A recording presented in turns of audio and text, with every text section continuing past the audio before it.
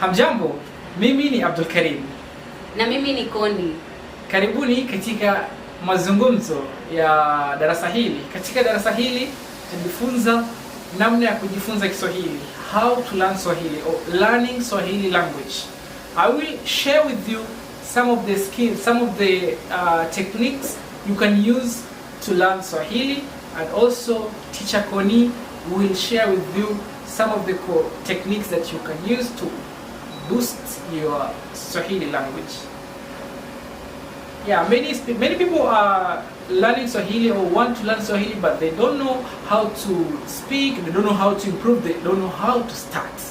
So in this lesson, you will know how to. Yeah, you have something to say? I hope you're going to get something from this video. If you are a beginner and you don't know where to start, this is the video for you. And by the way, Abdul Karim has a Swahili book here, Conversational Swahili for A1. It is a very interesting book. It has questions, it has pictures. So this is one of the greatest way to learn Swahili. Sorry, I've already said before before we started the conversation, but I really like this book, and I feel that it will be very helpful for someone who is just starting to learn Swahili. So if you are interested, you can contact him or go to Amazon and search for yes, Conversational Swahili A1 by Abdul Karim. Yeah, Conversational Swahili A1 by Abdul Karim, and start. By the end of 1 month, I promise you are going to be on a different level, because this book has a lot of things that a beginner should know. And sometimes people are in the intermediate level, but they don't know the beginner things. So that is one of the things, the worst things that can happen to you when you learn languages. I also teach Swahili. My channel is called Swahili Kingdom. You can go there and check. We have talked about, with Abdul Karim, we have talked about the difference between Kenyan and Tanzanian Swahili, and why people think there is a difference and why there is no difference. Okay, you can go check it, or in the link in the description box below, and we can continue. Sorry for taking so long. Okay, learning a language can be really frustrating if you don't know where to get started. I started learning Turkish in 2017. I came late for the course. My group has already gone 1 month, and I came late for that course. So I just joined, and I have to go back and check the alphabets. Until now, I am better. I'm speaking Turkish. I can able to communicate in Turkish language, and I'm still learning Turkish. So if you are learning a language, for example, now this is Swahili. You're learning Swahili. First, you need to start from the basics Swahili. You can learn by yourself, or you can start by, you can find teachers of Swahili. There are hundreds, thousands of teachers on YouTube, on which app is this? italki. A lot of teachers are on italki. Yeah, some colleague teachers asked me to join italki, but soon I'll join italki. I'll be teaching you Swahili there. We are here, we teach Swahili as well. So that's the first step. Another step is that once you start learning Swahili, you should not be afraid to make mistakes. Don't be afraid to make mistakes, because we are all learning. Yeah, I told my student that you should not be able to make mistakes. The student told me it's easier to say. It's easier to say that. So it's true, when you make mistake, maybe you can feel awkward, or some people can wonder what are you saying, or some people can laugh. But if you're a teacher of Swahili language, you should not laugh at your students' mistake. And if you are a Swahili speaker, don't laugh at people who are speaking Swahili. They're trying to speak Swahili. They're trying to speak Swahili because they have their own language, they know, but they want to add on another. So don't be afraid to speak Swahili. Make mistake and you'll be corrected. You will learn from your mistake.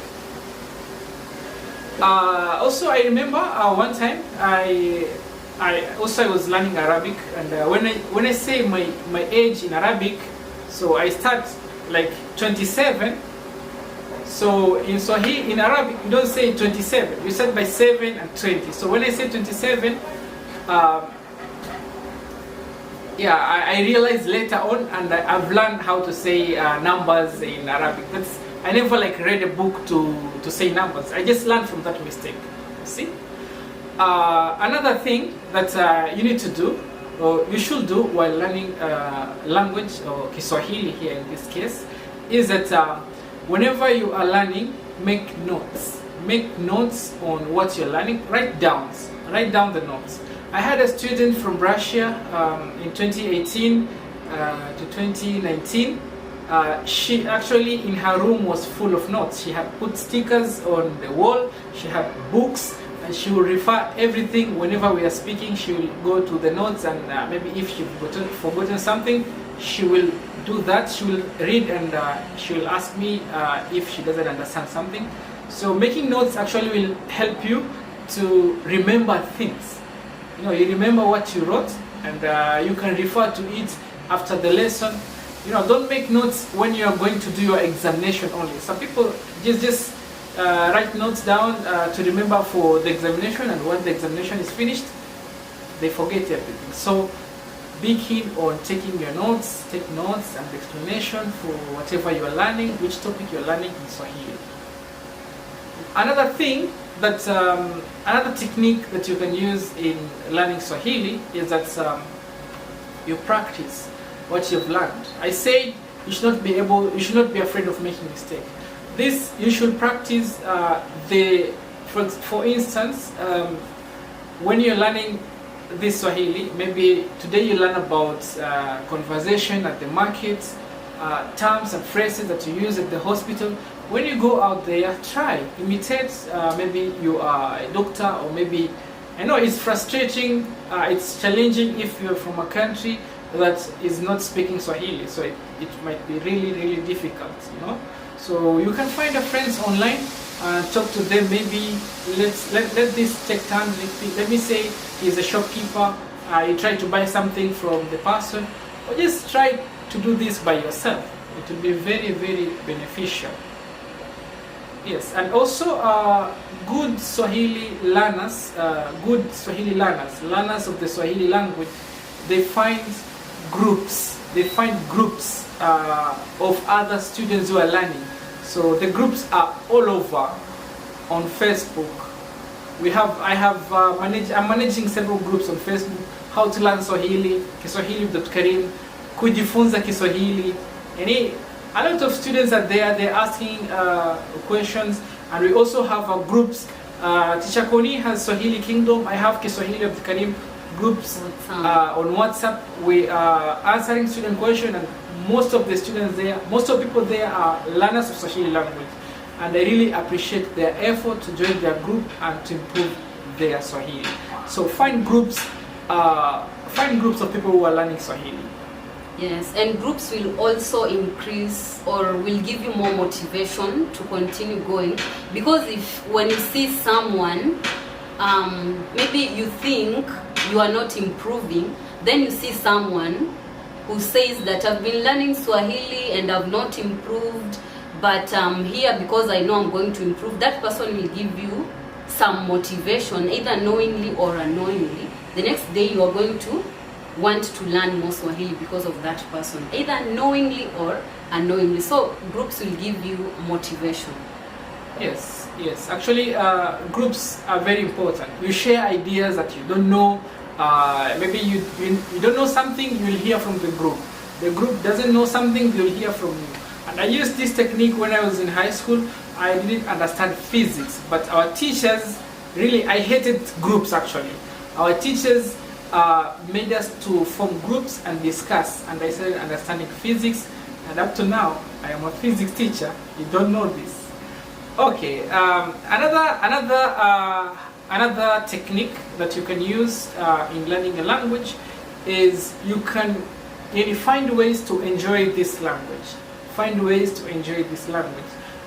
Read interesting articles, news, watch TV, you know. I also teach English, and I asked one learner of English came to me, and she wanted me to teach her English, and her English was very good. I asked her, where did you learn English?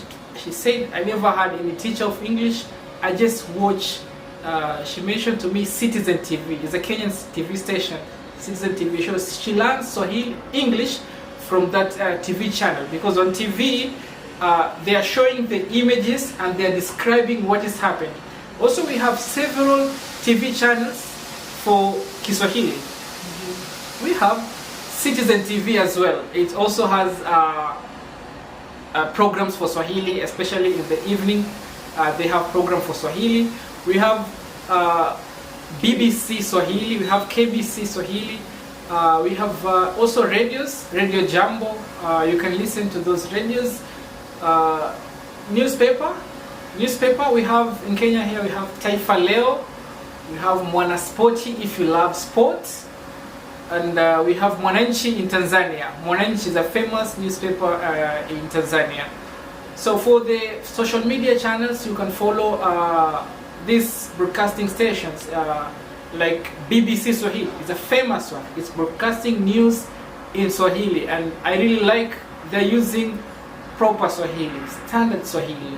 BBC Swahili, we have DW Swahili. Another one is TRT Africa. TRT Africa is a new, is actually not new, but the Swahili program has started recently and it's growing very fast. You can find these on Instagram, TRT Swahili. TRT Swahili. Another one is BBC Swahili. I already said that one. Citizen Swahili. You can check that one on TV or either on Instagram. So you can follow the news and you see. You know, the important, as I said, when you're watching these TV channels in Swahili, they are saying something and they are showing you the image, and the words are describing the image, and you really understand this. It's a fun way of learning Swahili. Yeah, those are some of the ways you can use to learn Swahili. Teacher Koni also here will add some other ways you can use to learn Swahili. Thank you so much. I hope the ways that he has shared are going to help you, because they are very, very, very important, since you cannot learn a language or for this video you're talking about. Okay. I appreciate the methods that he has shared. I hope you're going to use them because they are very important. And for me, as always, I usually go for focused grammar and input. So I have been learning Tagalog, Spanish, and Italian. And I'm contemplating on learning French, my next language. So the methods that I have been using are: first, I usually journal. I have several books that I write on. I think right now there are about 4 that are filled with things that I write in different languages. So I usually, when I have learned something new, maybe let's say yesterday, I learned something new. Let's say Rafiki. I know the word Rafiki in Swahili. Maybe I learned it yesterday. So in the morning when I journal, I'll make sure that I've included in the journal the word Rafiki. So when I do that every day, my memory keeps on being refreshed, and I keep on learning new things and retaining words. Another thing is I write lists using the language that I'm learning. For instance, right now, since I'm rotating around 3 languages, that is Filipino, Italian, and Spanish. So each day has its own language, where, because I have to write a list every day of things that I need to do, because if I have a lot of things to do, I won't keep all of them in memory. And writing helps me a lot to acquire more vocabularies. When I don't know something, I Google and then I know the meaning. And yes, another thing that I use is listening to music, or listening to news, or listening to conversations. And when you want to listen, that's why it is called comprehensible input, listening to something that you can understand. So my advice is, when you start listening on something, for instance, if you are a beginner, don't go to something that is for intermediates or advanced. What I mean is, for example, let's say you are just starting to learn Swahili. You don't know a lot of words. It is not advisable for you to go to a Swahili conversation between 2 people to listen to what they are saying, and maybe you don't even know what is mimi, what is wewe, what is yeye. You don't know those personal pronouns. You don't know what is rafiki. You don't know what is habari yako. So you need to learn those small things first before you jump to the next stage. Listening is very important, but you need to be very keen on what you are listening. That's why I told you about this book, the Conversational Swahili. If you are a beginner and you start with this one, it is going to give you a lot of vocabulary that is going to help you when you listen to things. I have a confession. I have been checking my improvement on Spanish these past few months. I think I started on the 1st of April on listening every day. So every time that I walk, maybe I go to the shop, I go to work, or I come back from work to home, I listen to a Spanish podcast or a Spanish conversation. And what I have realized after a month, I can speak, and I have not been speaking, I've been listening alone. The words that I don't understand, I write and I make sure that I get the meaning. So right now, I'm actually surprised I can understand fast Spanish, though it is not very fast Spanish. I'm still learning and improving, but I'm really better. So listening is very important. I really urge you to listen. Another thing is focused grammar. What do I mean by focused grammar? One day I bumped into a video of someone named, I think it's Olivia, but I'm not sure. She's a polyglot and she's teaching some other languages, Arabic languages, such languages. And she was saying, if you want to start learning a language, you should know your language profile. So I was really curious to know what is a language profile. And she said, in making a profile, there are two people. The first one is a language adventurer. The second one is a language master, someone who wants to learn a language to mastery. So a language adventurer learns the language maybe because of a friend, because maybe of a lover, because of a family member, because of work, or because they want to travel. You just want to get the basic things, you want to get the conversational things. But a mastery profile is someone who wants to get the basic things, and plus that they want to get the things that the native speakers know, or the things that will help them, maybe if they want to teach that language, the things that will help them stand out from someone who has learned the conversational way. So if you are an adventurer, you can go and start with the conversational level, knowing how to say hi, or speaking to people on speaking to other people on a daily basis, knowing how they are living, knowing their culture, just knowing these basic things and not using a book. Like, that's why I'm really focusing on this book, because it is conversational. It is not a book. You are not learning a book. You are learning how to speak a certain way, either in conversations and you want this certain thing, or if you want mastery, that is the time you can use a book, maybe a standard Swahili book, and that is where the teacher come in. When you are learning a language and you feel like you are overwhelmed, you can look for a teacher and explain to that teacher, I want to learn this language because of this. The why is very important, because what is the reason of you learning the Swahili mastery and you only want the conversation? So that is a waste of time. Another thing that Abdul Karim has mentioned is enjoying the language that you are learning. So the point that I'll add there is your why. Okay? You should know your why of learning a language so that you can enjoy it. And when you feel like you are stuck somewhere and you remember your why, you will be motivated to continue learning.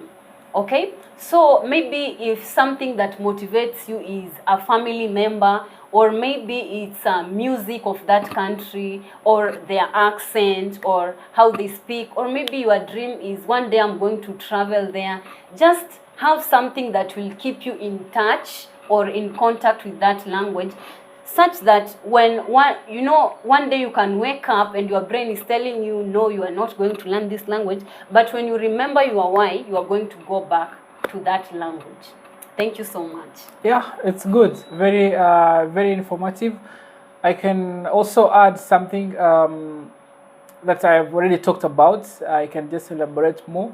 You know, when I was learning Turkish, and I said about practicing the language, you know, going out and trying to practice what you've read. Our teacher always took us out, and we could go, maybe if one of our friends is sick, we could go and speak to him. We say, Allah shifa versini, yani may Allah, may God make you better. Or we could go to the office, and there is there an accountant. Maybe we inquire about prices of some things. Yeah, we could go and ask someone to explain to us how they feel about in Kenya, just in Turkish language. It's really helped me personally to understand Turkish language. And I remember my teacher gave me one book and told me it was just a reading book, not like a language book, just a reading book about a certain topic. He said, by the end of this course, you'll be surprised that you'll be able to read and understand this book. But now I actually can read and I can understand a good percentage of Turkish books. Even some movies, I don't need translations. I just watch, and I like enjoying Turkish series, really. So when you follow these techniques that we have discussed here, they will really help you to learn Swahili. And not only Swahili language, these techniques apply to all other languages as well. Yeah. Kwaherini, tutakutana baadaye. Kwaheri, tuonane tena siku nyingine.